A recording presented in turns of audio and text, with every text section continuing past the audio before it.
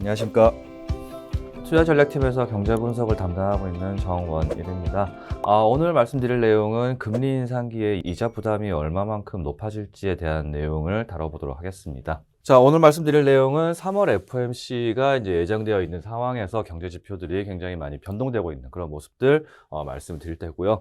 이 FOMC와 관련해 가지고 한국에서도 기준금리 인상의 속도가 굉장히 빨라질 것이다라는 그런 전망들이 되고 있는데 이 부분에 대해서 좀 간단하게 언급을 해드리도록 하겠습니다. 그리고 이렇게 기준금리가 높아진다면은 우리가 적용받는 이자율에 대해서도 굉장히 변동폭이 클 것이라고 말씀드릴 수 있을 것 같고, 이러한 이자율이 변동되는 부분과 우리의 삶의 방향성 변화를 좀 말씀을 드릴 필요가 있겠습니다.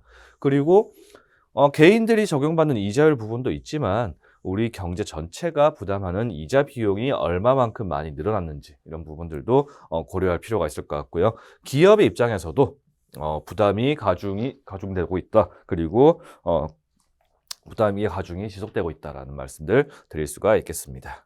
자, 첫 번째 내용으로 3월 FOMC에 대한 내용을 좀 말씀드려야 될 것 같습니다. 미국 소비자 물가 지수가 굉장히 빠른 속도로 높아지면서 이 물가를 통제하겠다라는 그런 니즈를 가지고 있는 FOMC에서는 그 금리를 빠른 속도로 인상하려고 하는 그런 움직임을 보여주고 있습니다. 실제로 미국의 기준금리는 2020년부터 해가지고 쭉 낮은 수준을 유지하였지만 2022년 이후부터 해서 빠른 속도로 상승을 시키려는 그런 모습들을 보여주고 있고요. 이에 따라서 한국 기준금리 역시 지난해 8월부터 세 차례 인상이 진행되었습니다만 앞으로도 조금 더 추가적으로 높아질 가능성을 좀 염두에 둬야 되지 않을까 생각이 되고 있습니다. 미국 금리의 빠른 인상 궤적이 예상되면서 한국의 선제적 대응도 좀 빨라지는 그런 모습들을 확인할 수가 있겠습니다.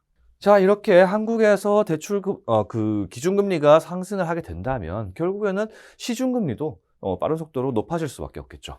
가계의 대출금리가 빠르게 상승하는 모습들 확인되고 있습니다. 그래서 코로나19 이전에 적용받던 금리 수준과 유사한 수준을 형성한 것을 좀 확인할 수가 있을 것 같은데요. 먼저 보실 수 있는 것이 주택담보대출 금리입니다. 자, 보시면 코로나19 이전에 2017년부터 19년까지가 코로나19 이전 시점이라고 한다면은 그 당시에 주택담보대출 이자율이 3% 중반대였습니다. 그런데 코로나19를 겪으면서 이자율 수준이 많이 떨어졌었죠. 그래서 이 낮은 수준을 계속 유지하고 있다가 최근 들어서 빠른 속도로 상승한 모습을 볼 수 있습니다. 지난해 8월 이후부터 해서 기준금리가 높아지면서 이런 시중금리도 많이 상승을 했고요. 특히 신용대출 금리 같은 경우를 보시면요. 신용대출 같은 경우에는 코로나19가 이제 확산세가 굉장히 강했었던 2020년 08월 이 당시에 굉장히 낮은 수준을 기록을 했었습니다. 그렇지만 그 이후에 빠르게 상승해서 지금 현재 집계된 그 신용대출 금리 기준으로 5% 중반을 형성하고 있는 모습들 확인할 수가 있겠습니다. 이 신용대출 금리 같은 경우에는 이 코로나19 이전 수준보다 훨씬 더 높은 수준을 기록하고 있는 것도 확인이 되고 있는데 이만큼 민간의 이제 이자 부담이 좀 높아지는 그런 상황들이 이어지겠다라고 볼 수가 있겠고요. 더 중요한 것은 아주 단순한 계산으로 우리가 가지고 있는 대출 총액이 코로나19 이전과 비교해서 그리고 최근과 비교해서도 굉장히 많이 증가한 그런 모습들을 볼 수 있습니다. 가계부채, 기업부채 증가가 굉장히 빠른 속도로 이루어졌다라는 그런 얘기들 많이 하고 있는데 이런 대출 총액이 증가로 인해서 이자 비용에 대한 부담이 많이 높아졌습니다. 자, 원래 100만큼이 대출이 있었고 이 중에서 2%만큼을 이자 비용으로 지급을 하고 있었다면 이게 대출이 200으로 대출이 증가하고 그리고 이자 비용도 3%만큼으로 증가했다면 결국 가계들이 부담을 받는 그런 이자 비용의 크기는 굉장히 커질 수밖에 없는데요.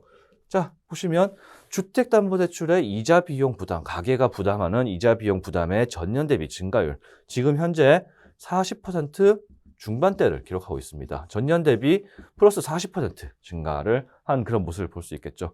그래서 굉장히 이자 비용 부담이 증가한 것으로 볼 수 있겠고요. 특히 신용대출의 이자 비용 부담, 이 부분은 전년 대비 플러스 80% 중반대입니다.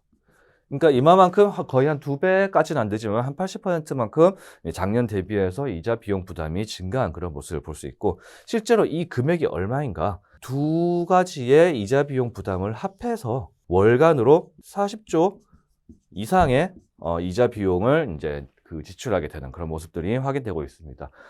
작년, 재작년에 비해서 이자 비용이 거의 뭐 2배 가까이 증가했다는 것은 민간의 구매력에 대해서 조금 둔화를 예상할 수 있는 그런 지표라고 좀 볼 수 있을 것 같습니다. 민간 구매력이 이자 비용 부담으로 인해서 구매력이 떨어진다라는 말씀을 좀 드릴 수가 있겠습니다. 그래서 이런 부분들 금리 인상기에 좀 유념해야 되는 그런 현상들이 아닌가라고 생각이 들고요. 기업 단위 입장에서는 좀 생각해 볼 문제가 단위 노동 비용 지수라는 이런 지표가 있습니다. 이게 뭐냐면 기업의 이익에서 노동자가 차지하는 비중을 의미하거든요.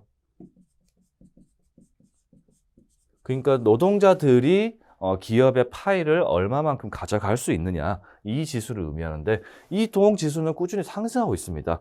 그러니까 이 단위노동 비용 지수가 상승하고 있다는 것은 어떤 의미냐면 노동자들이 계속 가져가는 몫이 커지고 있다는 것을 의미하는 것인데, 그럼에도 불구하고 임금 상승에 대한 요구는 굉장히 커지고 있는 그런 현실이 이어지고 있기 때문에 기업의 부담도 높아지는 그런 상황들이 이어지겠다라고 볼 수 있겠습니다. 그리고 이런 임금 상승 압력이 가해지니까 결국 투자 심리에도 좀 부담되는 요인으로 작용할 수 있을 것 같은데, 실제로 한국의 설비 투자 같은 경우를 보시면은 이렇게 코로나19 이전 대비해서 굉장히 많이 증가하다가 다시금 감소하는 그런 모습, 사이클로 진입된 그런 모습들이 확인되고 있습니다. 그래서 이런 부분들 전반적으로 확인했을 때 좀 이자 부담이 조금 금리 인상기에 부담된 요인이다라고 말씀드릴 수 있을 것 같습니다.